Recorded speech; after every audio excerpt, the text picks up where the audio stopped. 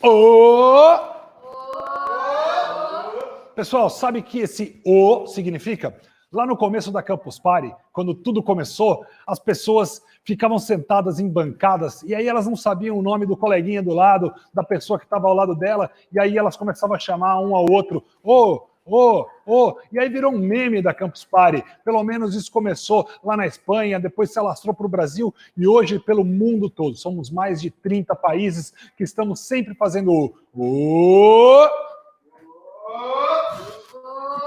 E esse virou um grande meme dentro dos eventos. Vocês estão gostando do evento? Temos muitas novidades ainda. Vem muita gente boa por aí. E agora, um dos palcos ainda continua uma palestra de 1 hora, mas os outros 3 palcos que estão aí me assistindo, a gente vai entrar com novos conteúdos, grandes personalidades, grandes pessoas. Um abraço especial para minha amiga Nive, a maior apresentadora de esportes do mundo. Isso foi um prêmio reconhecido, hein? Então, vamos lá, pessoal, os 3 palcos vão entrar agora. Muito obrigado, fiquem aí com a gente e vamos para mais conteúdo da Campus Party Portugal. Olá, gente. Olá, tá todo mundo online? Tranquilo? Olá, boa tarde, boa noite. Boa tarde, boa noite, né, para o pessoal de Portugal. Então, vamos lá, vamos começar? Tá todo mundo me ouvindo? Só checando aqui. Massa. Então, nosso palco vai falar sobre direitos humanos na era da pós-verdade. E aí eu queria trazer já de início o conceito de pós-verdade para que todo mundo possa entender o que a gente vai começar a falar, introduzir um pouco. E pós-verdade é basicamente uma verdade inventada. Esse termo ficou popular nas eleições norte-americanas de 2016 dos Estados Unidos, quando Trump foi eleito. E um grupo de pós-verdade também pode ser quando uma pessoa ou um grupo de pessoas quando tem suas crenças próprias e inventa um fato nesse fato pode ter verdades objetivas, o fato mesmo ou não. E aí a gente entra como isso impacta os direitos humanos, né? Como os direitos humanos são impactados nessa era da pós-verdade. Meu nome é Carol Dias, eu sou uma pessoa LGBTQIA+, sou uma pessoa queer, não binária, sou ativista, fotógrafa e nossos convidados são o professor Adilson Moreira, que é doutor por Harvard em Direito Constitucional, Karina, que é mestre e doutora em Direito, e Gabriel Alves de Faria, que é diretor executivo da Not Only Voice. Antes da gente começar nosso bate-papo, as perguntas vocês podem enviar pelo próprio site da Campus, nossas redes sociais Campus Party, @CampusPartyPT. As hashtags são Campus Party PT. Então, vocês podem botar CPPT, vocês podem botar CPDE, que é Campus Party Digital Edition. Pode botar Campus Party Digital Edition toda grande também na hashtag. E aí eu vou deixar com os nossos convidados. Então, deixa eu iniciar aqui. Boa tarde, obrigada, Carol. Boa tarde, Gabriel. Boa tarde, professor Adilson. Inicialmente, eu gostaria de agradecer a iniciativa e o convite aqui da Campus Party Portugal para a gente trazer essa reflexão sobre direitos humanos ao evento. E eu queria saudar todos os colegas que estão aqui virtualmente participando dessa conversa. Caso, enquanto a gente vai falando, algo não fique claro, escrevam aí no chat que a gente tenta organizar melhor. Então, Carol já fez aqui uma pequena apresentação, mas eu queria primeiro deixar claro qual o meu lugar de fala. Eu sou uma pesquisadora brasileira, latino-americana, com background étnico híbrido, como vocês podem ver, e eu sou sempre atenta a padrões de exclusão e, sobretudo, de grupos socialmente vulneráveis. Então, minha pesquisa é basicamente em áreas como direito internacional e direitos humanos, e minhas pesquisas, em geral, elas tratam de questões envolvendo democracia, inclusão e eficácia. Eu queria iniciar a minha apresentação hoje com uma pergunta. Se vocês tivessem que escolher conceitos ou expressões representativas dos últimos anos, quais seriam? Diante dessa pergunta, linguistas e, sobretudo, esses dicionários, né, esses dicionários como Oxford, Cambridge, eles têm identificado algumas palavras que são importantes para a conversa que a gente vai ter aqui hoje. De um lado, você vê palavras como pós-verdade, que a Carol já se referiu, desinformação, fake news, que vem acompanhada de expressões como falsos alternativos, que vocês devem lembrar, né, foi utilizada por uma conselheira de um presidente ao se pronunciar sobre a controvérsia a respeito do número de pessoas que estavam presentes na sua cerimônia de posse, e de outro tem outras palavras como nomofobia, que é o medo ou preocupação de estar sem celular ou sem poder usá-lo, esse afastamento, medo de estar afastado da tecnologia, populismo, justiça, e um termo que eu acho bem interessante que é youthquake, que é o despertar político de jovens. Então, essas palavras, de um lado a gente tem essas palavras ligadas a esse cenário da pós-verdade, do outro lado a gente tem palavras conectadas à justiça, à ação de jovens, elas apresentam algumas linhas gerais do que eu vou conversar aqui um pouquinho. Minha apresentação está dividida em 3 partes, então primeiro eu vou analisar um pouco esse cenário pós-verdade, depois eu vou trazer um estudo de caso, tratando aqui sobre direito de mulheres. Tanto o professor Adilson quanto o Gabriel também vão trazer estudos de caso nas suas áreas de expertise, e depois eu queria apresentar alguns desafios, para que a gente pense conjuntamente em soluções e respostas para esses desafios. Então, iniciando aqui na minha primeira parte da apresentação, queria analisar um pouco esse cenário pós-verdade. A manipulação da verdade e o falseamento de fatos não são um fenômeno recente. De fato, historiadores apontam que notícias falsas, elas existem desde a Idade Antiga, e você pode ver na história política vários exemplos desse falseamento da verdade. A gente também tem esses casos aqui de grandes peças, né, como o 1º de Abril, ou quando Orson Welles falava da Guerra dos Mundos, ou quando falava-se da existência de uma civilização alienígena na Lua. Então, a gente percebe que essa ideia de uma manipulação da verdade, ela não é recente. Mas aí eu pergunto, o que é que mudou? O que é que aconteceu para que em 2016, pós-verdade, fosse eleita a palavra do ano? Como Carol também lembrou, 2016 foi o ano em que aconteceram dois eventos políticos bem importantes. O primeiro foi o referendo para decidir a saída do Reino Unido da União Europeia, que aconteceu em junho de 2016, e o segundo foram as eleições presidenciais norte-americanas, que aconteceram em novembro. Ambos processos foram caracterizados pelo amplo uso da internet, de informações via internet, e da propagação, vamos chamar aqui de fatos alternativos. Eram fatos alternativos com um teor discriminatório. Ou seja, existia essa ideia de propagar informação deliberadamente fabricada com a intenção de ludibriar, desorientar ou induzir ao erro. O que é interessante no conceito de pós-verdade? O prefixo aqui de pós em pós-verdade, ele não se refere ao tempo seguinte de uma situação, ou seja, não é como pós-guerra, depois da guerra. O pós aqui, ele não significa, então, esse deslocamento no tempo. Ele significa, na verdade, que um conceito se tornou irrelevante ou perdeu importância. É como se a gente vivesse numa época, e essa é a definição de pós-verdade, em que mais importante do que fato e verdade objetiva, no máximo do que a gente pode chegar aqui em verdade objetiva, o que tem mais importância atualmente são as paixões, as emoções, as crenças pessoais. Ou seja, não são mais informações que se moldam ao que é verificável, mas aquilo ao que se acredita, ao que se deseja, as opiniões. Um fato distintivo desse momento atual, e por isso essa discussão é tão relevante aqui no contexto da Campus Party, é a existência de novas tecnologias e novas mídias que, de alguma maneira, parece que elas aumentam a complexidade da comunicação, mas, ao mesmo tempo, elas parecem estender acesso, facilitar a difusão de informação e tornam mais rápida a propagação das ideias. Então, essa é uma característica distintiva desse cenário atual. O desenvolvimento de tecnologias que parecem tornar a comunicação mais fácil e mais inclusiva. Também tem um segundo fator agora, que é bem importante. É cada vez mais difícil diferenciar fato e ficção, porque, sobretudo agora com o uso de inteligência artificial para produzir vídeos que são chamados deepfake, ou seja, vídeos altamente realistas, fica cada vez mais difícil diferenciar o que é um fato de uma ficção.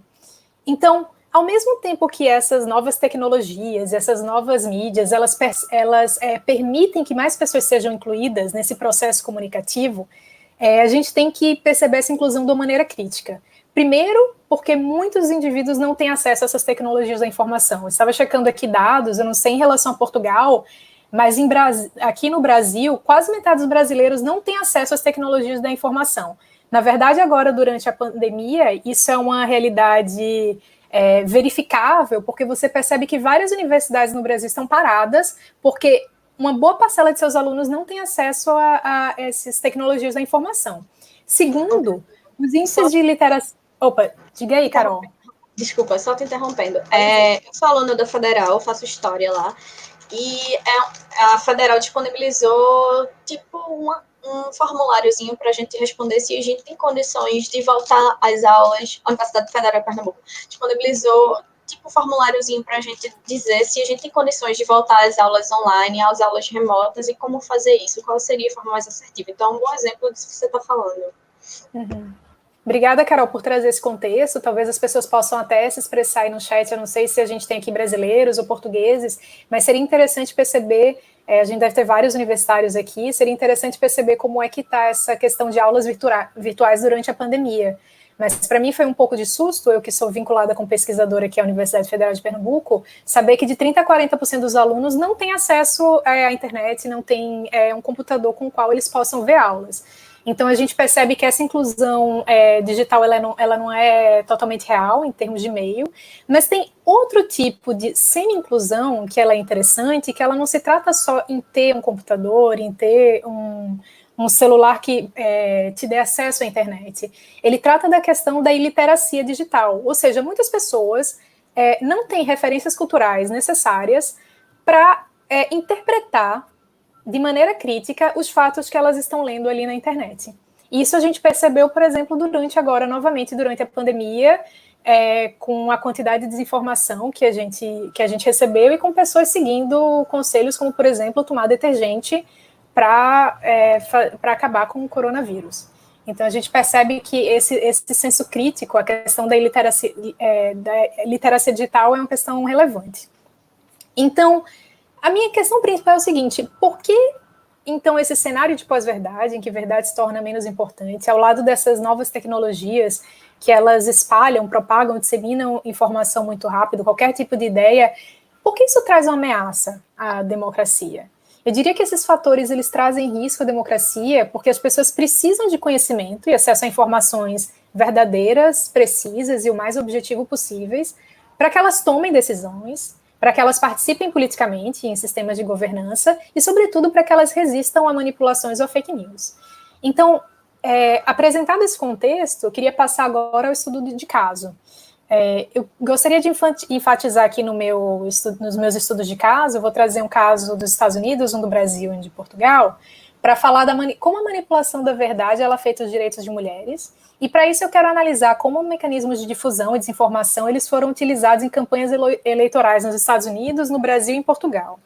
Então, inicialmente em relação aos Estados Unidos, eu queria trazer o caso que ficou conhecido como Pizzagate, que envolvia a candidata à presidência Hillary Clinton, e que foi um caso que ele pegou carona naquele vazamento de e-mails da Hillary Clinton.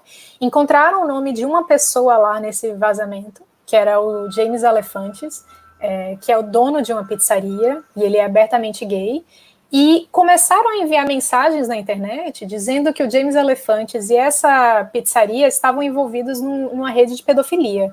E muitas pessoas acreditaram. Na verdade, uma pesquisa organizada em dezembro de 2016 pelo Public Policy Polling revelou que 14% dos eleitores de Trump entrevistados acreditavam que a Hillary Clinton estava ligada a essa rede de pedofilia. E daqui é bem interessante nesse caso, porque a gente percebe que as repercussões do caso, elas não param quando ele é desmentido. Então, grandes veículos de comunicação americana desmentiram, disseram que era mentira, mas ainda assim, a pizzaria, o dono da pizzaria e a Hillary Clinton continuaram a ser atacados por algo que era mentira. Então, esse é o caso do Brasil.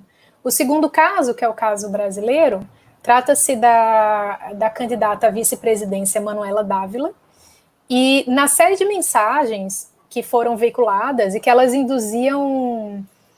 a intenção principal era induzir que a Manuela ela não se encaixava no padrão de uma mulher bem vista pela sociedade.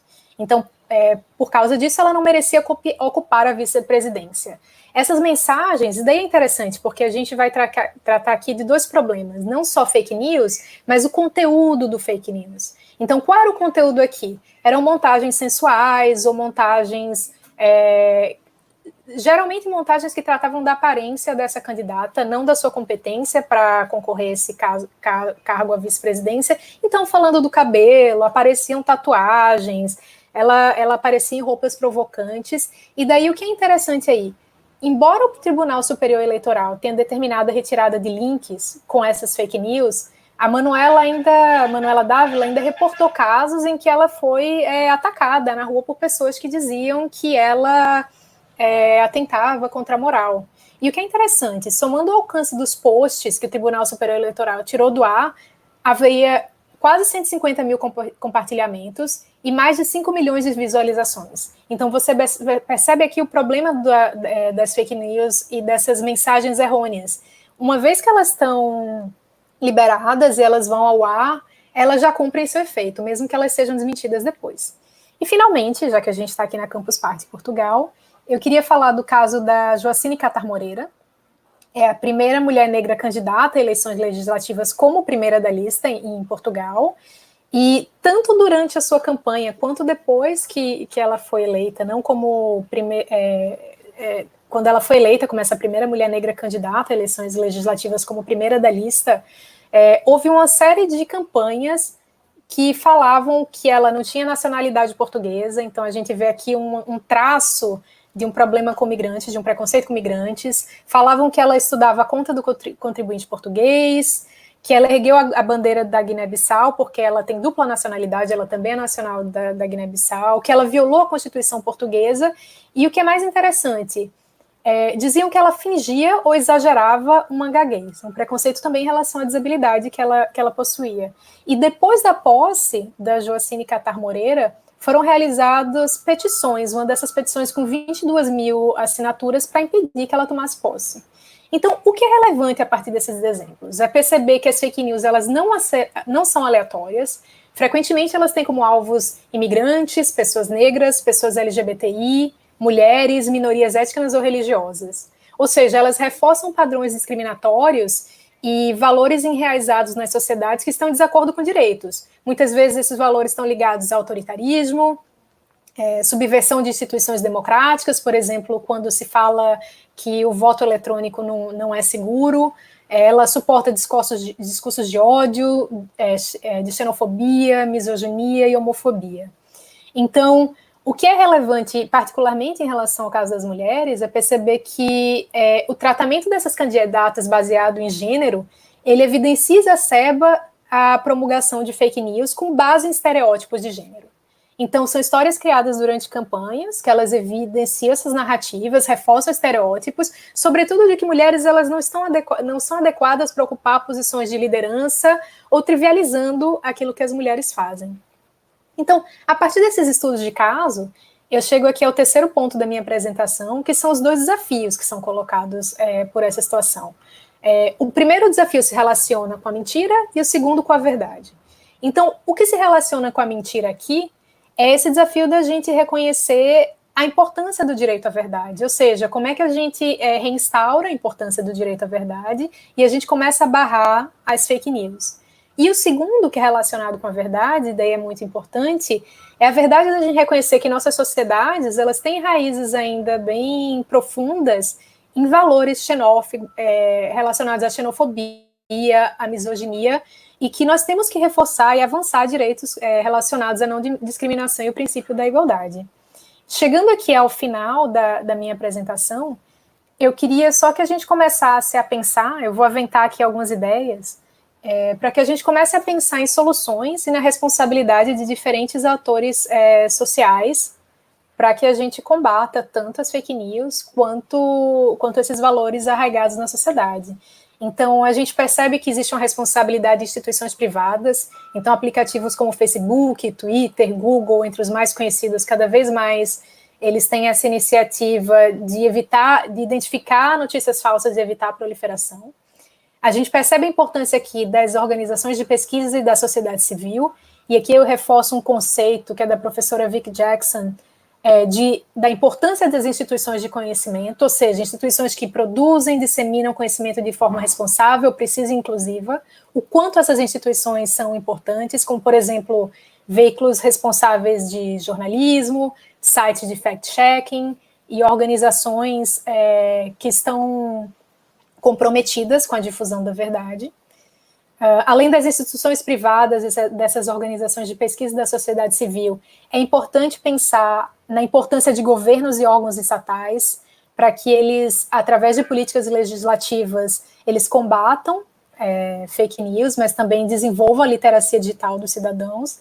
E, finalmente, eu falo da importância de organismos internacionais. Existem alguns projetos, por exemplo, da Unesco, para aumentar a literacia digital, mas aqui fica, talvez, minha última mensagem da importância da gente ter uma abordagem global, envolvendo a sociedade, os vários grupos sociais, para combater as fake news e os efeitos que elas trazem. Obrigada.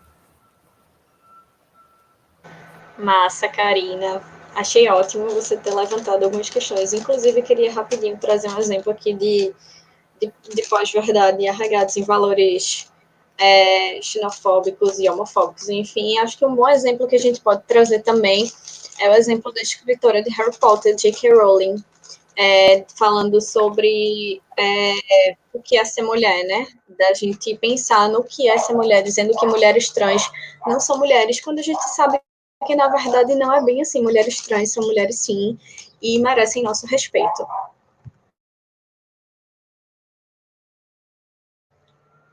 Nossa. Gabriel, por favor.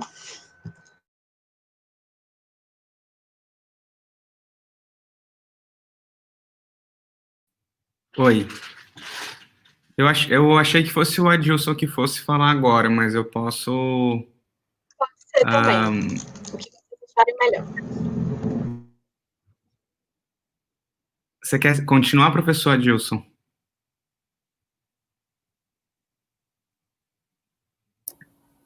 Meu caro, fique à vontade para falar.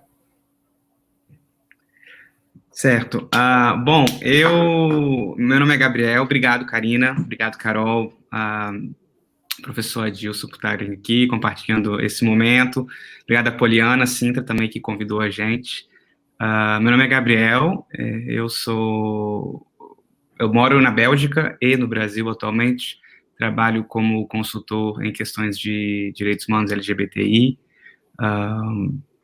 tenho um perfil um pouco menos convencional da academia e dos profissionais de direito, apesar de ter trabalhado na Comissão Interamericana de Direitos Humanos, na relatoria LGBTI, em Washington, e com a Organização das Nações Unidas no Congo, e atualmente, como foi dito, eu sou fundador e criador de uma pequena organização registrada em Amsterdã, que foca em conectar defensores LGBTI. Eu estou aqui porque fui convidado para talvez trazer conceitos ou algumas reflexões sobre questões LGBTI. Nesse contexto de fake news e pós-verdade. Mas começo dizendo que eu não sou especialista em fake news, em pós-verdade. Estou muito feliz de estar aqui e de poder ter essa conversa com as pessoas da inovação. Eu sei que muita gente que está acompanhando o Campus Party é a galera da TI, e eu sou um homem gay, então é muito importante para mim de ocupar esse espaço. Eu tive muitos amigos da engenharia da computação, da ciência da computação, quando eu estava na faculdade, e eu tinha uma certa dificuldade, possivelmente pessoal, de lidar e abrir um pouco dessas questões de sexualidade. Então, eu estou muito feliz de estar aqui. Quando surgiu o convite, lógico que a primeira coisa que me veio à cabeça foi o kit gay. Foi essa história, essa mentira ou essa fake news, que, como a Karina e a Carol comentaram, as fake news, normalmente, elas têm algum elemento de verdade, então, na verdade, a fake news acaba se transferindo numa seleção afetiva da identidade, né? Então, o que você se reconhece naquela verdade. Então, ela transforma-se num critério individual, né, de um fato, e que a verdade, ela se torna, na verdade, ela acontece quando reforça a sua opinião. Então, isso a gente vê como um ponto principal das fake news, e eu me questiono por que, mais uma vez, as pessoas LGBTI são um dos maiores alvos, né, de fake news ou de homofobia e transfobia. Eu dei uma olhada nas principais fake news que aconteceram, né, que foram utilizadas, que o governo queria usar dinheiro público para distribuir kit gays em escolas, que o governo promoveu seminário LGBT infantil, muita discussão sobre a ideologia de gênero, que o governo, bom, no contexto das eleições, né, o adversário, no caso o Haddad, que queria implantar a ideologia de gênero, que, de acordo com Bolsonaro, ia ensinar homens a brincar com bonecas, e vários outros. Um foco muito grande nas crianças, né? Mais um outro foi que Fernando Haddad ia mudar o gênero de crianças de 5 anos, e também um elemento de religião, de que, por exemplo, o Jean Willis ia propor obrigar casamento gay em igrejas. Então, dei uma olhada nessas news e tentei identificar algum padrão, né, alguma repetição nessas questões. E o primeiro, básico e simples, em que todos vêm à tona, é a falta de uma perspectiva da naturalidade da homossexualidade e das questões trans. Então, você vê que em todas essas, parte de um suposto de que a homossexualidade, eu vou falar da homossexualidade nesse caso, ela é anormal, subnormal, ela vem de um desvio, né? Então, esse conceito da naturalidade, e que é uma coisa que eu morando aqui na Bélgica, e eu vou tentar me incluir um pouco na discussão para poder trazer mais aspectos mais pessoais e práticos, de que aqui, eu, na minha família mesmo, com amigos, eu já senti, quando apresentei um namorado meu, que membros da minha família que têm filhos ou amigos prefeririam que eu não falasse isso na frente dos filhos, né? Então, há esse medo, e é uma coisa que eu vivo aqui bem diferente, de uma forma muito mais natural. Então, eu acho que um ponto principal é essa questão que a gente, que é batida, mas que, para quem, de repente, está vendo, é importante ouvir.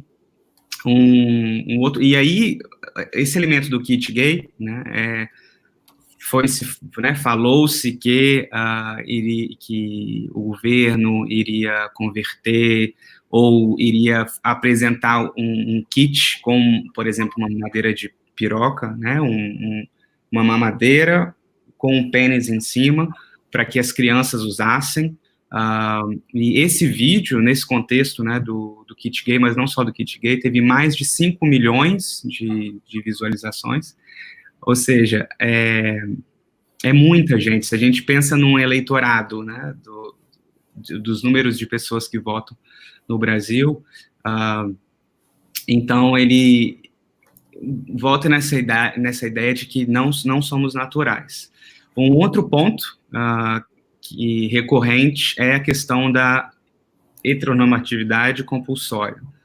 Então, tem sempre essa ideia de que nascemos héteros ou que devemos ser héteros, né? Se eu digo que eu sou casado, imediatamente alguém do outro lado vai pensar que eu sou casado com uma mulher. Não vai... lógico que as coisas estão mudando atualmente, mas muito do que a gente vê é baseado, dentro dessas fake news, elas é baseado na ideia da heteronormatividade compulsória. E também das questões cisgêneros e trans, que eu convido as pessoas a lerem um pouco mais. A Organização Mundial da Saúde, ano passado, finalmente, imagina, ela tirou questões de trans e como eles chamam, uma disforia, que não é mais considerado como uma doença. Então, a pessoa, ao nascer, se reconhecer com aquele, no futuro, reconhecer com o sexo que foi atribuído ao nascer ou não, isso não é considerado uma doença para quem está vendo. Então, ela parte dessa, já daí, né, parte de uma desinformação, né? Então, a gente vê da naturalidade, e a gente vê da ideia de que devemos ser hétero. Que mais? E aí eu entro no ponto de uma responsabilidade de fake news, de como a gente deve lutar, né? E é importante a gente pensar na responsabilidade individual de cada um. Minha mãe é ativista também, LGBTI, e vez em outra eu vejo ela compartilhando informações comigo dentro da minha bolha, falsas. Então, fica um convite para que questionemos do nosso próprio conhecimento, né? Porque eu acho que, como eu falei, que a gente busca nessa seleção afetiva de identidade e a gente evita questionar-se a si, e aí nasce aí, né, essa força. Eu gostaria também de compartilhar para não ficar tão negativo, dois casos positivos. Na verdade, em 2018, a Comissão Europeia, ela se juntou com as maiores companhias de TI aqui e fizeram um time, então descreveram códigos de práticas de desinformação, na verdade, e tem times junto com a sociedade civil, com a Comissão Europeia e com essas companhias de TI, que elas trabalham juntas para combater desinformação. Então, há toda uma linha de relatório e de informação que pode ser conectado diretamente, mas esse código de desinformação, ele ainda está sendo estruturado, então eu prefiro comentar de um código anterior, que é o de 2016, e aí eu vou incluir a ILGA Portugal, que é a maior organização LGBTI em Portugal. Nesse exemplo, em 2016, a Comissão Europeia, junto também com empresas de tecnologia de informação, não com fake news, mas com ataque, com discurso de ódio. Então, eles fizeram um código de conduta contra o discurso de ódio e selecionaram várias organizações e treinaram várias organizações, e aí em cada país, em Portugal foi a ILGA Portugal, e que tiveram o status de um parceiro confiável para fins de discurso de ódio, e que está agora sendo aplicado para questões de desinformação também. E essas ONGs, elas têm um canal direto com companhias de TI, em que elas podem denunciar casos de discurso de ódio, né, discursos ilegais. Nesse ano, agora de 2019, 80% dos casos que foram referidos, eles fizeram um acompanhamento de 6 semanas, 80% dos casos foram tratados em menos de 24 horas, de todos os casos reportados pelas pessoas que denunciam, como todas as pessoas aqui, mas também pelas ONGs. Então, metade dos casos foram denunciados por indivíduos e metade por essas ONGs credenciadas, que já receberam um treinamento e tem uma linha direta com eles. E do 70% das informações foram deletadas. Ou seja, é muito, mas também dá alguma certa esperança de que há e eu acredito sim no empoderamento mais e mais e da relevância da sociedade civil, né, sobretudo o que a gente está acompanhando no Brasil. Então, acho que as organizações, elas têm a responsabilidade nessa luta, e também um outro caso, né, que a gente tem visto no Brasil, é o caso dos Sleeping Giants, que é essa iniciativa que está tentando lutar fake news e utilizando do name and shame, que é muito tradicional, utilizado no direito internacional, para fazer uma lista das organizações que estão promovendo, bancando fazendo propagandas em sites ou em estabelecimentos que promovem fake news. Então, esses são alguns casos. E eu passo agora a bola para o professor Adilson. Muito obrigado. Obrigada, Gabriel. Então, professor Adilson, por favor. Boa tarde para todas e todos que nos ouvem, que nos assistem. Meu nome é Adilson Moreira, eu sou professor universitário, leciono Direito Constitucional, Direitos Humanos, Psicologia Jurídica, sou advogado e psicólogo, e eu tenho trabalhado durante toda a minha carreira acadêmica com análise do discurso, ou seja, eu sempre estive interessado em analisar o papel do direito como um instrumento de construção de identidades, de construção, de institucionalização e reprodução de identidades normativas. E, em função disso, eu sempre também estive interessado em analisar o direito como uma forma de poder, como um instrumento dos grupos de poder, de reprodução do poder dos grupos majoritários. E é exatamente a partir dessa perspectiva que eu quero analisar esse debate sobre a questão da fake news, de realidades ou fatos alternativos, e eu quero focar em duas coisas. Primeiro, no problema da raça e da dominação racial e dos discursos que têm sido utilizados por diferentes grupos, obviamente, para reproduzir os interesses do grupo racial dominante, ou seja, de pessoas brancas e de instituições controladas por pessoas brancas. E segundo, eu quero fazer uma relação dessa estratégia discursiva, dessa estratégia política, com algo mais amplo, que é a própria influência do neoliberalismo dentro do atual contexto das fake news. Então, vejam só.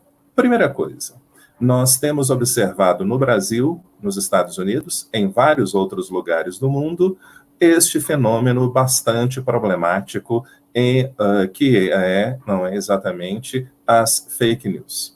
E, como foi dito anteriormente, as fake news trazem um problema, primeiro, para a democracia.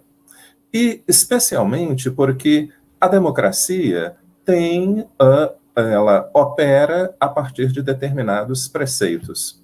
Um dos preceitos mais importantes é a ideia da liberdade de expressão.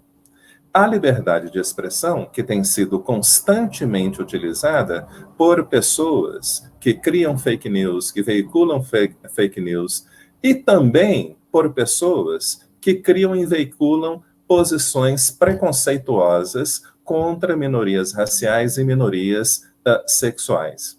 Então, primeira coisa, qual é realmente o objetivo do direito à liberdade de expressão? Bem, um dos seus principais objetivos, uma das suas principais funções é o alcance da verdade. O direito à liberdade de expressão tem uma função central dentro do sistema democrático, porque é a partir dele, é a partir da circulação de ideias, é a partir do debate público, é a partir da consideração de diferentes perspectivas, possibilidades, que as autoridades podem tomar decisões sobre quais são os melhores rumos, quais são as melhores políticas públicas, ou seja, sobre medidas que serão responsáveis pelo alcance do bem comum. Mas o que nós temos observado recentemente é exatamente uma perversão de todo esse processo. E isso tem como objetivo reproduzir os interesses de determinados grupos. Como os interesses dos grupos raciais, do grupo racial dominante no Brasil tem sido reproduzido pelas fake news, por mensagens divulgadas por computadores, por WhatsApp e outra coisa. Primeiro, uma completa descaracterização de conquistas importantes da população negra nos últimos anos. Um foco de ataque bastante grande das fake news são programas de ações afirmativas. Então, nós temos observado ao longo do tempo que os indivíduos que criam essas fake news são pessoas brancas, são pessoas ligadas a instituições, a partidos de direita e de extrema direita. E qual é o tipo de discurso? Ações afirmativas são criações dos partidos de esquerda. Os partidos de esquerda não têm como objetivo melhorar as condições de vida da população brasileira.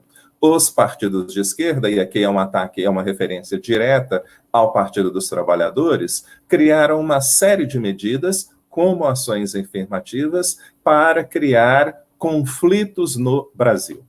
E durante boa parte dos debates sobre que antecederam e também os debates posteriores ao golpe de Estado que retirou Dilma Rousseff do poder, nós sempre vimos essa ideia, essa associação de políticas de ações afirmativas que foram uma conquista do movimento negro, que partidos de esquerda tiveram pouca influência nele, mas isso estava sendo apresentado como um tipo de política que procura divisão social.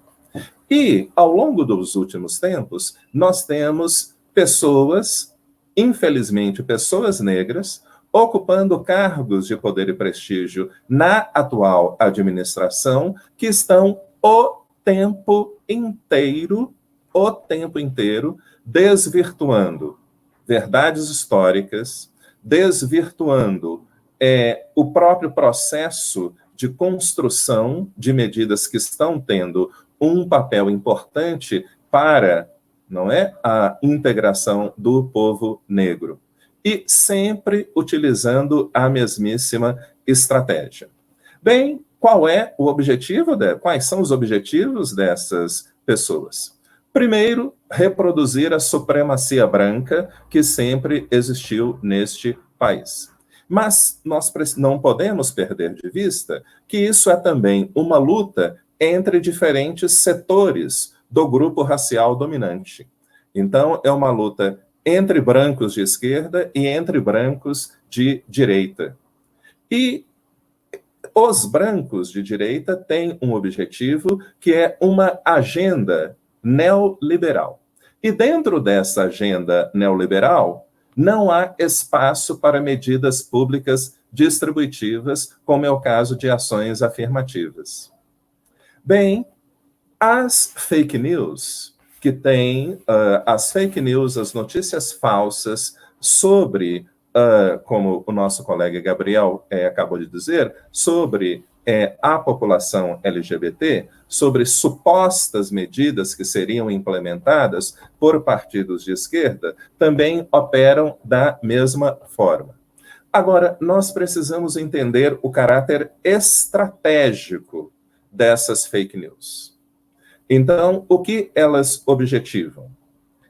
O objetivo, tanto das fake news relacionadas a políticas dirigidas a minorias raciais, quanto as fake news relacionadas a supostas políticas direcionadas a minorias sexuais, têm o mesmo objetivo: reproduzir a ideia de que o Estado brasileiro é um problema. Então, que a atual configuração do Estado brasileiro, um Estado construído a partir da ideia de bem-estar, etc., que ele é um obstáculo ao desenvolvimento.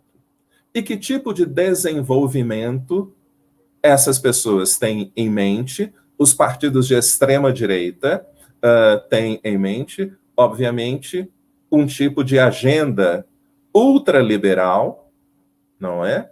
No qual o Estado existe apenas para atender os interesses de grupos dominantes. Então, na verdade, as fake news cumprem um programa político muito específico, que não se reduz, que não está dirigido apenas à exclusão de minorias raciais e de minorias sexuais, gozo de direitos. O objetivo fundamental, na minha interpretação, não é, é claro, é desconstruir um tipo de Estado, não é, que não pode ser identificado apenas com as políticas adotadas pelo Partido dos Trabalhadores, mas um tipo de Estado que tem uma agenda social, e esse tipo de Estado é o Estado que está na Constituição brasileira. Então, qual é um dos objetivos dos grupos responsáveis pela circulação da fake news? Uma nova Assembleia Constituinte. E isso é defendido porque o nosso Congresso Nacional está dominado por pessoas de extrema direita. E qual será a tônica dessa possível reforma constituinte? A transformação da ordem econômica, da ordem tributária, da ordem social, para agradar os interesses do grande capital nacional e do grande capital internacional. Então, embora as fake news tenham como objetivo atacar a integridade e a possibilidade, a integridade moral e a possibilidade de integração de grupos minoritários, os objetivos são muito maiores. As fake news são mesmo um ataque à democracia e são um ataque a um tipo de Estado, que é um Estado que deveria ser comprometido com a democracia. E é muito interessante nós observarmos que, sim, nós tivemos a implementação de ações afirmativas, nós tivemos a implementação de políticas distributivas, mas essas políticas tiveram um impacto mínimo no status social de minorias raciais. Nós tivemos também alguns avanços nos direitos da população LGBT, mas esses avanços também tiveram um impacto muito pequeno. E isso nos diz, então, do nível de intolerância, de preconceito, do racismo estrutural que caracteriza a sociedade brasileira. Obrigado. Massa. Arrasou, Adilson. Então, eu tenho uma pergunta, inclusive, para o senhor. Já que a gente vive nessa era da desinformação, das fake news, nem todo mundo tem acesso, essa parte da internet, como Karina bem pontuou, eu queria saber como a gente poderia criar estratégias nessa era de pós-verdade para proteger os direitos já alcançados por essas minorias, tanto negros quanto pessoas LGBTs. Bom, nós podemos adotar várias estratégias. Uma delas foi apontada no painel anterior, não é? Ou seja, a necessidade de nós criarmos comunidades cada vez mais sólidas. A necessidade de nós recuperarmos o espaço público. A necessidade de nós, como sociedade, nós cidadãos negros, não é?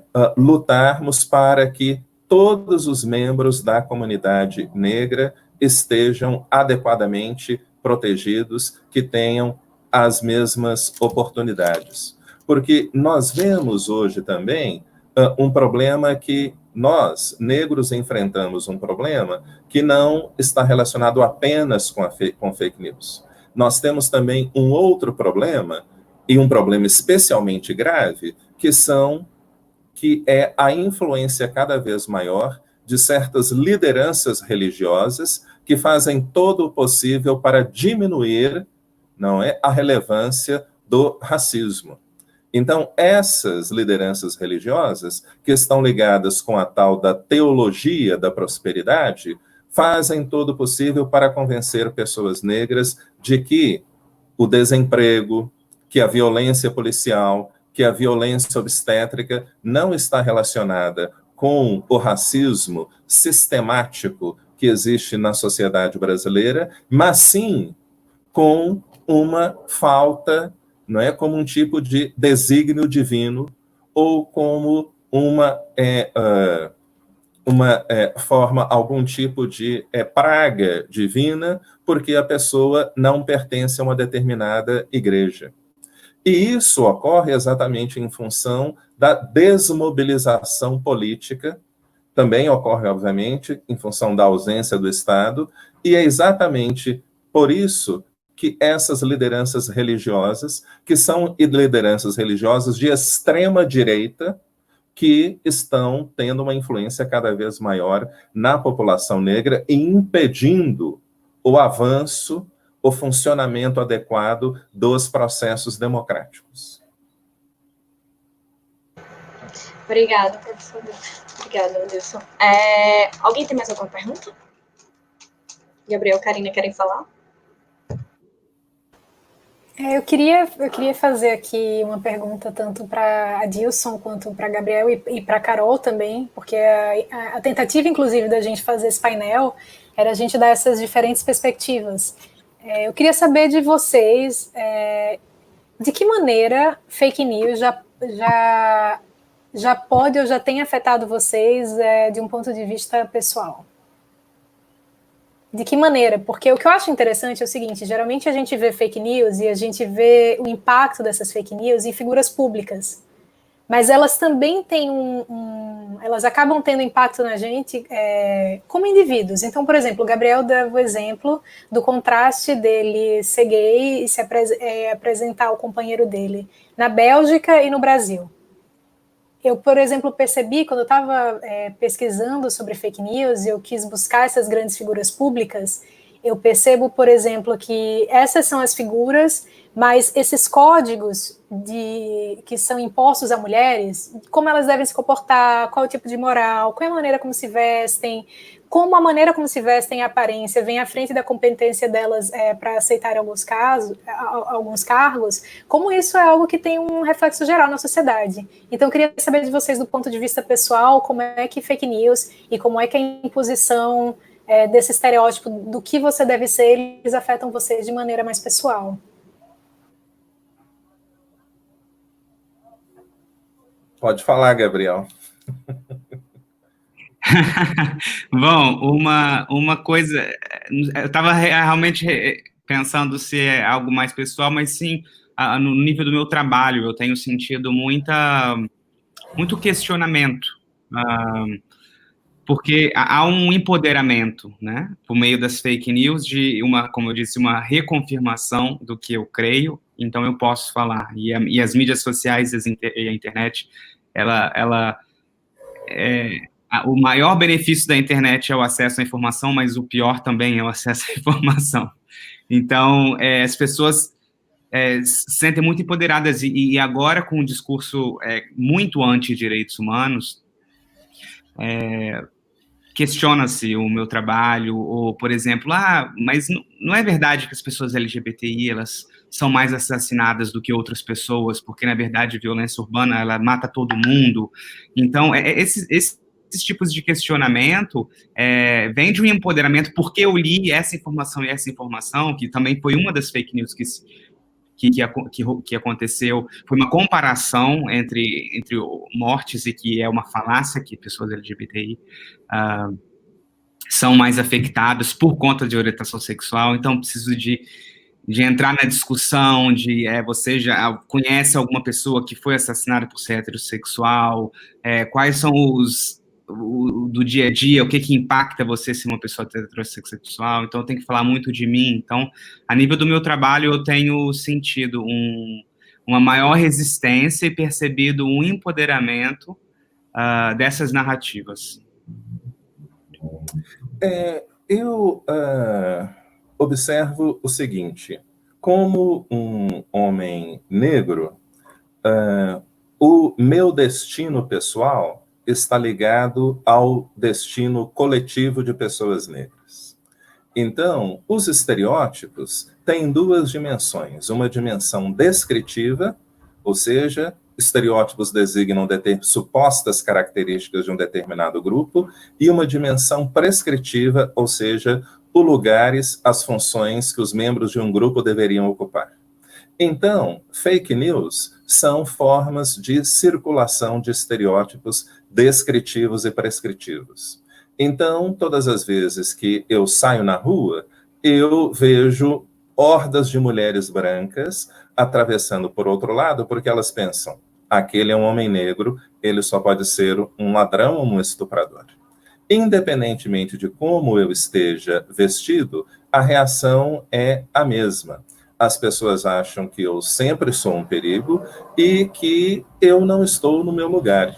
Então, eu falo que sou professor, as pessoas pedem que eu mostre uma comprovação, que eu mostre a minha carteira da OAB, coisa que não ocorreria com um homem branco, não é? Então, todo tipo de mensagem que reproduz estereótipos descritivos e prescritivos, ou seja, que reproduzem falsas generalizações sobre grupos humanos, afetam todos os membros daquele grupo de uma forma direta ou indireta.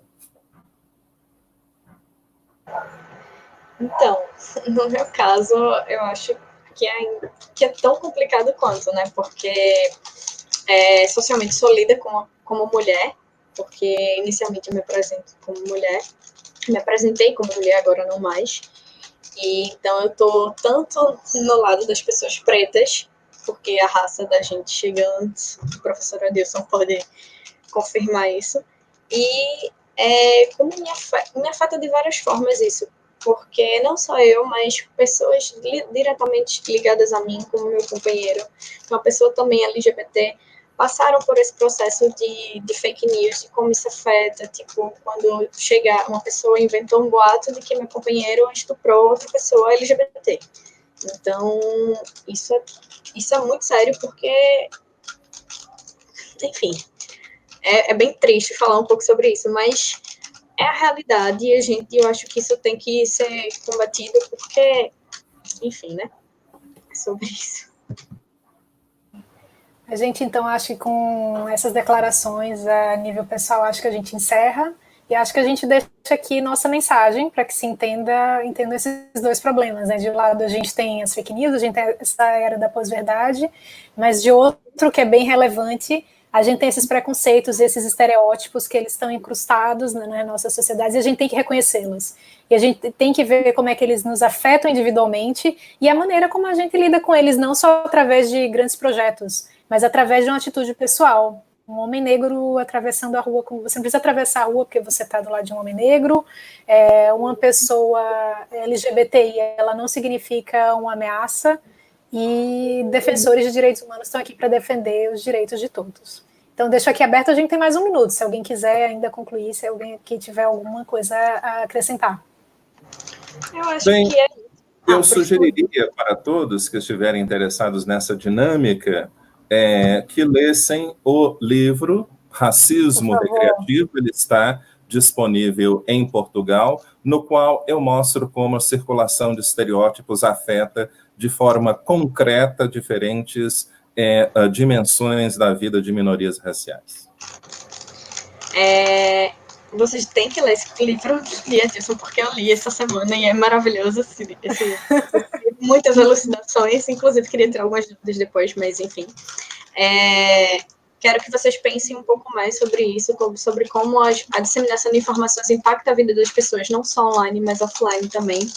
Então, acho que é importante a gente pesquisar, a gente ler o máximo de informações possíveis, não só na internet, mas fora dela, e pensar bastante antes de falar as coisas. É isso. Tchau. E só para fechar aqui, Gabriel, tem uma organização que é a Not Only Voices, que ela tenta... Fala, a gente tem um minuto aqui, Gabriel. Termina aqui, fala da Not Only Voices, que tenta... Procurem aí, galera, Not Only Voices, conecta defensores LGBTI. Eu acho que a gente precisa fechar. Um beijo para todo mundo. Tchau, gente. Gente.